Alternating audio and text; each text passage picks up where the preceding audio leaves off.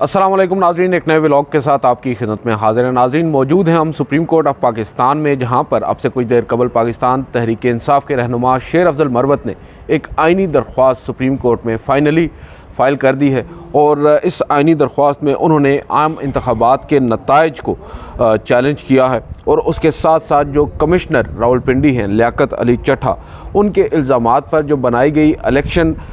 Committee है election commission की, उसको भी उन्होंने अब चैलेंज किया है। और इसके अंदर ना सिर्फ उन्होंने उस कमेटी को चैलेंज किया है बल्कि चीफ इलेक्शन कमिश्नर और मेंबर्स इलेक्शन कमीशन की तैनाती को चैलेंज करते हुए उनकी तैनाती को कलअदम करार देने की भी इस्तदा की है। कौमी और सूबाई असम्बलियों के तमाम फार्म 47 को कलअदम करार देने की भी उन्होंने अदालत से इस्तदा की है। और धांधली के इल्ज़ामात की इंक्वायरी के लिए वजारत दाखिला को जुडिशल कमीशन बनाने का हुक्म दिया जाए, ये सुप्रीम कोर्ट ऑफ पाकिस्तान से वो इस्तदा कर रहे हैं। और ये कह रहे हैं कि कमीशन मुल्क भर के इलेक्शन नताइज दोबारा से मुरतब करे, यानी जो जुडिशल कमीशन सुप्रीम कोर्ट के अहकामात पर वजारत दाखिला कायम करेगी, वो कमीशन अब मुल्क भर के जो नताइज हैं इंतखाबी जो नताइज हैं उनको दोबारा से कंपाइल करे और जारी करे। वफाकी और सूबाई हुकूमतों की तश्कील को रोकने की भी उन्होंने इस्तदा की है और हुकूमतों को किसी भी तरह के अहकामात जारी करने से भी रोकने की इस्तदा शेर अफजल मरवत साहब ने की है। इस दरख्वास्त में दरख्वास्त गो के इसमें पटिशनर शेर अफजल मरवत हैं, पाकिस्तान तहरीक इंसाफ से उनका ताल्लुक़ है। और ये पटिशन ड्रॉ जो की है वो रियाज़ हनीफ राही साहब ने की है, जो आपको याद होगा कुछ अर्सा कबल तक एक मरतबा फिर मंजर आम से गायब हो गए थे एक आइनी दरख्वास्त दायर करने की पादाश में या किसी और वजह की बुनियाद पर उनको गायब कर दिया गया था। और उन दिनों उन्होंने एक दरख्वास्त उस वक्त के जो सीनियर प्यूनी जज थे जस्टिस काजी फ़ाइज़ ईसा, उनके ख़िलाफ़ दायर की थी ऑडियो लीक्स कमीशन से मुतालिक, क्योंकि ऑडियो लीक्स एक कमीशन तश्कील दिया था उस वक्त की हुकूमत ने, जब जजेस की कुछ ऑडियोज़ मुबैना मंजर आम पर आई थी। उनमें जस्टिस मज़ाहिर अली अकबर नकवी का ज़िक्र मौजूद था, जस्टिस उमर अताब बंदयाल साहब की जो खुशदामन है उनका ज़िक्र मौजूद था, और दीगर भी कई जजेस साहिबान, कई सुप्रीम कोर्ट बार एसोसिएशन के सदर आबिद ज़ुबैरी और भी कई लोगों का नाम था, चौधरी परवेज़ इलाही। उसके लिए वफाकी हुकूमत ने एक inquiry commission, audio leaks inquiry commission तश्कील दिया था उस वक्त के सीनियर प्यूनी जज जस्टिस काजी फ़ाइज़ ईसा की सरबराही में, जिसमें chief justice Balochistan high court justice Naeem Afghan और chief justice Islamabad high court justice Aamir Farooq शामिल थे। उस इंक्वायरी कमीशन ने एक ही इजलास बुलाया कि चीफ़ जस्टिस उस वक्त के उमर अताब बंदयाल साहब ने उस इंक्वायरी कमीशन को काम करने से रोक दिया। बावजूद इसके उस इंक्वायरी कमीशन ने अदालती हुक्म के बाद एक इजलास बुलाया, गो कि उस इजलास में कोई फाइंडिंग्स नहीं दी, सिर्फ ये कहा कि अब हमें काम करने से रोक दिया गया, हम मज़ीद काम आगे नहीं बढ़ाते। वो इजलास बुलाने की बुनियाद पर रियाज़ हनीफ राही साहब ने दरख्वास्त दायर की थी जस्टिस काजी फ़ाइज़ ईसा के ख़िलाफ़, जो फाइनली डिसमिस भी हो गई। अब ज़िक्र छिड़ा है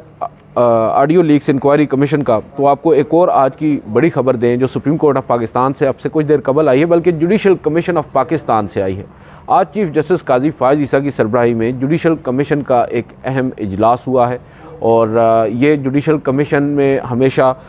लाहौर हाई कोर्ट्स या सुप्रीम कोर्ट में जब जजेस की एलिवेशन होती है उस हवाले से मुशावरत होती है।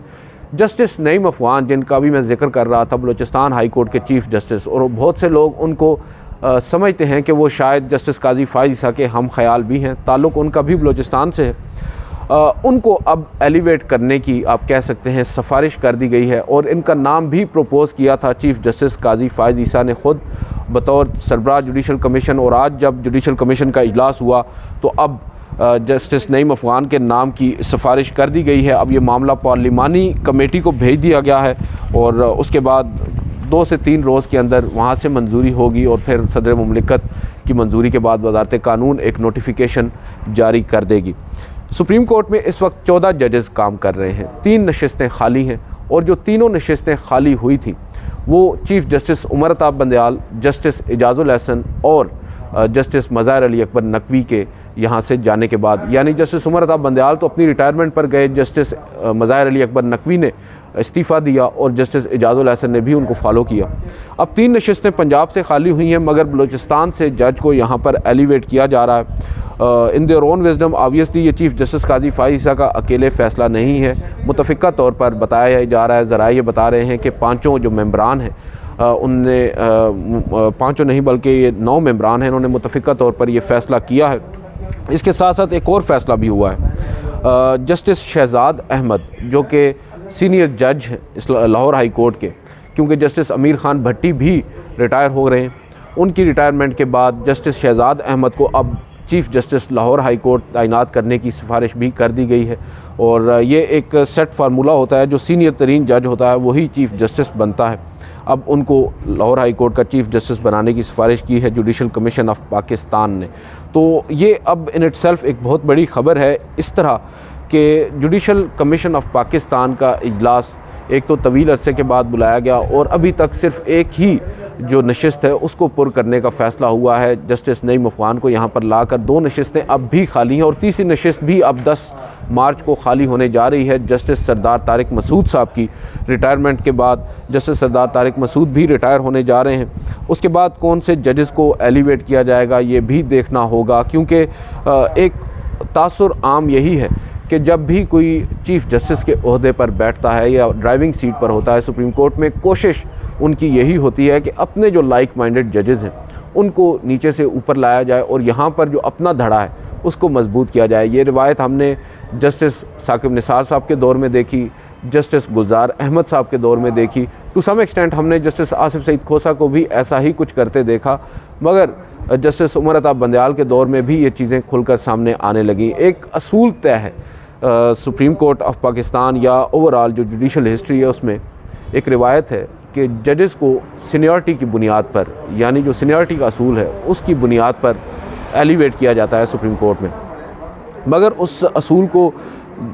अक्सर औकात नज़रअंदाज भी किया गया है माजी में। और जस्टिस काजी फ़ाइज़ ईसा हमेशा से इसके अगेंस्ट रहे हैं और अब जाकर एक उन्होंने एक कमेटी बनाई थी जस्टिस मंसूर अली शाह और जस्टिस मंजूर अहमद मलिक जो रिटायर हो चुके हैं उन पर मुश्तमिल उस कमेटी ने भी इस बात को अब डिसाइड कर लिया है कि सिर्फ सीनियरिटी का असूल ही नहीं देखा जाएगा बल्कि काबिलियत भी देखी जाएगी। जो बात उस वक्त जस्टिस उमर अता बंदयाल कहा करते थे, जस्टिस काजी फ़ाइज़ ईसा उसकी नफ़ी किया करते थे, मगर अब उस जो कमीशन की कमेटी है उसने भी इसी चीज़ को इंडोर्स किया है। अब चीफ़ जस्टिस काजी फ़ाइज़ ईसा का ये बहुत बड़ा इम्तिहान है सुप्रीम कोर्ट ऑफ पाकिस्तान में जो जजेस की एलिवेशन है उसको लेकर के वो कैसे इसको यकीनी बनाएंगे और किन जजेस को वो एलिवेट करके सुप्रीम कोर्ट में लाएंगे। पर्सनल लाइकिंग डिसलाइकिंग नेपोटिज़म की भी यहाँ पर बातें होती हैं। जस्टिस नईम अफ़गान के नाम पर बहुत से लोगों को शुबहात भी हैं, क्योंकि इंक्वायरी कमीशन जो बना था उस वक्त भी जस्टिस आमिर फ़ारूक और जस्टिस नईम अफ़गान को जस्टिस काजी फ़ाइज़ ईसा के साथ शामिल किया गया था और उनकी एक केमिस्ट्री बन चुकी थी और उस वक्त ही ये ख़बरें आने लग गई थी कि justice Naeem Afghan supreme court में आएंगे जब चीफ़ जस्टिस काजी फ़ाइज़ ईसा होंगे। और अब वो बात बिल्कुल हमारे सामने आया हो चुकी है, आज ये मामला खुलकर सामने आ चुका है। जस्टिस काजी फ़ाइज़ ईसा के अगर नंबर्स की बात की जाए तो उनके हक़ में तो ये एक अच्छा फ़ैसला है। देखते हैं, इनका टेन्योर भी अब इतना तवील नहीं होगा, जल्द ही इन्होंने रिटायर हो जाना है। इसके अलावा सुप्रीम कोर्ट ऑफ पाकिस्तान में आज एक और अहम डेवलपमेंट हुई है। एक आइनी दरख्वास्त थी सदारती निज़ाम को राइज करने के लिए मुल्क में एक आइनी दरख्वास्त दायर की गई थी, उसे आज सुप्रीम कोर्ट ऑफ पाकिस्तान ने खारिज किया है। चीफ़ जस्टिस काजी फ़ाइज़ ईसा की सरबराही में ही 3 रुकनी बेंच समाअत कर रहा था। अब्दुल गफ़ूर नामी एक दरख्वास्त गुजार हैं, पिटिशनर हैं, उन्होंने अदालत से कहा कि वो पाकिस्तान में इस्लामी सदारती निज़ाम का नफाज चाहते हैं। उस पर चीफ़ जस्टिस पाकिस्तान ने एक छोटी सी तकरीर की है, वो आपको बता देते हैं। वो ये कहते हैं कि हम भी इस्लामी निज़ाम चाहते हैं, पाकिस्तान में पार्लिमानी निज़ाम हुकूमत है, आप ऐसा करें कि पाकिस्तान का आइन पढ़ें, दस्तूर की किताब का रंग भी सब्ज़ है, आइन में अल्लाह के निज़ाम का ज़िक्र है, आइन का आगाज़ अल्लाह के ज़िक्र से होता है, कुरान का आइन में ज़िक्र है, आइन का आर्टिकल 227 के मुताबिक कोई कानून कुरान और सुन्नत के मुनाफी नहीं बन सकता। फिर उन्होंने दरख्वास्त गुजार से ये इस्तफसार किया, ये पूछा क्या आप सदर बनना चाहते हैं, क्यों कर आप ये दरख्वास्त सुप्रीम कोर्ट में लेकर आए हैं, क्या आप चाहते हैं कि फ़र्द वाहिद को इख्तियारात सौंप दिए जाएँ, मुल्क की किस्मत का फ़ैसला फिर फ़र्द वाहिद करे?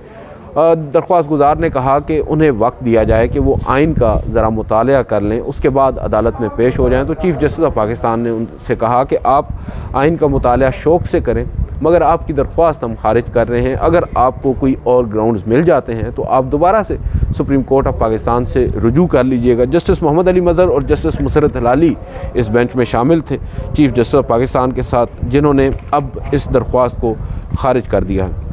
एक और, आज आपको मालूम ही है, chief justice of Pakistan justice Qazi Faez Isa आजकल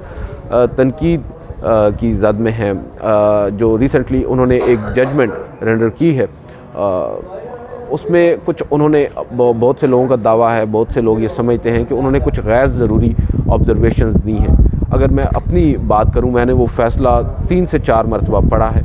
और उसको बार बार पढ़ने के बाद कम से कम इतने वसूख से तो मैं ये कह सकता हूँ कि उस फ़ैसले में कोई कानूनी से कम, मुझे तो, हम नालायक से लोग हैं, हमें तो नज़र नहीं आया। और जो बात वो लिख रहे हैं वो ऑब्वियसली जो एक बंदे का केस है, 2019 में एक बंदे ने जुर्म किया है, काम किया है जो उस वक्त जुर्म नहीं था, 2021 में वो जुर्म बना है, तो उसको आप 2023 में कैसे सज़ा सुना सकते हैं? उस बुनियाद पर उनकी बेल हुई है। और इसी तरह उन सेक्शंस का जो 295 है, 298 है, वो क्यों कर उनको शुमार किया गया है जबकि उनकी सपोर्ट में कोई चीज़ नहीं है। कानूनी तौर पर अगर देखा जाए तो वो फ़ैसला दुरुस्त है। बहुत से लोग ये समझते हैं कि उन्होंने फ़ैसला बेशक दुरुस्त दिया है, मगर कुछ ऑब्ज़र्वेशंस उन्होंने ऐसे दी हैं, उन्होंने ख़ुद जो वहाँ पर एक खुतबा सा दे दिया है वो शायद गैर ज़रूरी था, इस वजह से शायद जो एक तनकीद उन पर हो रही है, लेकिन वो तनकीद फिर भी मैं तो समझता हूँ कि बिला जवाज़ नहीं होनी चाहिए। जजेस ने फ़ैसले देने हैं, फ़ैसले वो जिस तरह दे रहे हैं और जो फ़ैसला उन्होंने दिया है, अगर कानून और आइन की रूह से उसको देखा जाए तो उसको गलत नहीं करार दिया जा सकता। और इसी तरह साईं ज़ुबैर साहब का एक केस था, वो भी तौहीन रिसालत का मुकदमा था, उसमें भी ज़मानत का ही मामला था। और चीफ़ जस्टिस ऑफ पाकिस्तान ने उस केस में भी ऑब्वियसली इल्ज़ामात बड़े शदीद थे, सख्त थे, मगर उन्होंने जब देखा जो तरीक़ाकार अपनाया गया है उस मामले में तफ्तीश का, वो ही आइन और कानून के अगेंस्ट है, तो कैसे सुप्रीम कोर्ट जो एपेक्स कोर्ट है, जो लास्ट रिज़ॉर्ट होता है कोई भी किसी भी फरीक के लिए, ये लास्ट रेमेडी होती है उसको अवेल करने के लिए,